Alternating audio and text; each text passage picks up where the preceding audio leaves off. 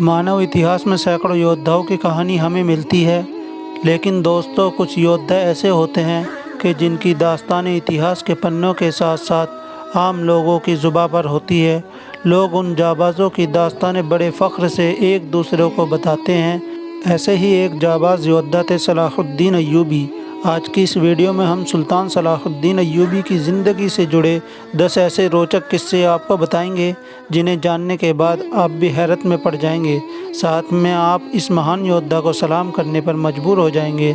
दोस्तों, सुल्तान सलाहुद्दीन अय्यूबी का जन्म आज से तकरीबन 900 साल पहले सन 1138 ईस्वी में इराक़ में हुआ था।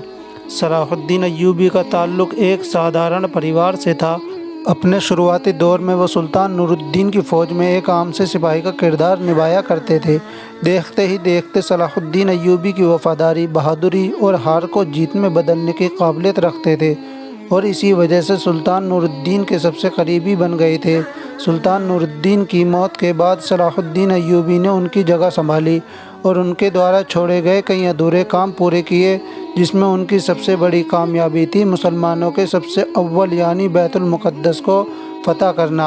आपको जानकर शायद हैरानी होगी, सुल्तान सलाहुद्दीन अय्यूबी को हराने के लिए पूरी दुनिया के ईसाई एकजुट हो गए थे, लेकिन दोस्तों वो सुल्तान सलाहुद्दीन अय्यूबी ही थे जिन्होंने हर बार ईसाई शासकों को शिकस्त दी और हार को जीत में बदलने में दुश्मनों को भी उनका मुरीद बना दिया था। सलाहुद्दीन अय्यूबी की सल्तनत की सीमाएं मिस्र से लेकर यमन, तुर्की, हिजाज और अफ्रीका तक फैली हुई थी। इस महान सल्तनत का शासक होने के बावजूद भी उन्होंने सल्तनत का एक पैसा भी खुद पर खर्च नहीं किया।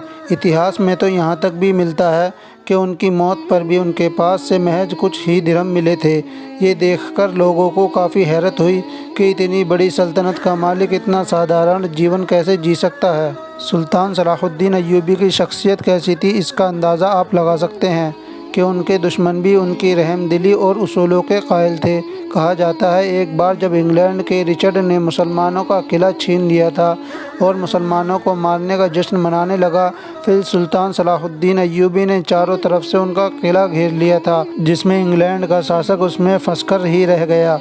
इसी बीच उसकी तबीयत बिगड़ने लगी। रिचर्ड को कोई भी अच्छा हकीम नहीं मिल रहा था और उसकी तबीयत दिन ब दिन बिगड़ने लगी। कहा जाता है जब ये बात सुल्तान सलाहुद्दीन अय्यूबी को पता चली तो उन्होंने अपना हकीम दवाइयों के साथ रिचर्ड के लिए भेज दिया। देखते ही देखते रिचर्ड दोबारा तंदुरुस्त हो गया। इस हादसे के बाद रिचर्ड सुल्तान सलाहुद्दीन अय्यूबी की रहमदिली का कायल हो गया था। आपको जानकर हैरानी होगी, सन 1898 में जर्मनी के ईसाई शासक विल हिल ने सुल्तान सलाहुद्दीन अय्यूबी की कब्र को सजाने के लिए पैसे भी दिए थे। इससे आप अंदाज़ा लगा सकते हैं कि क्यों दुनिया में सुल्तान सलाहुद्दीन अय्यूबी को यूरोप में भी लोग चाहते हैं। अपनों की तारीफ़ तो हर कोई करता है, लेकिन असल में तारीफ़ के काबिल तो वो होता है जिसकी तारीफ़ गैर भी करे, और सुल्तान सलाहुद्दीन अय्यूबी एक ऐसी ही शख्सियत का नाम है। आपको बता दें आज भी फ़लस्तीन के लोग अपने बच्चों को सुल्तान सलाहुद्दीन अय्यूबी की बहादुरी के किस्से सुनाते हैं।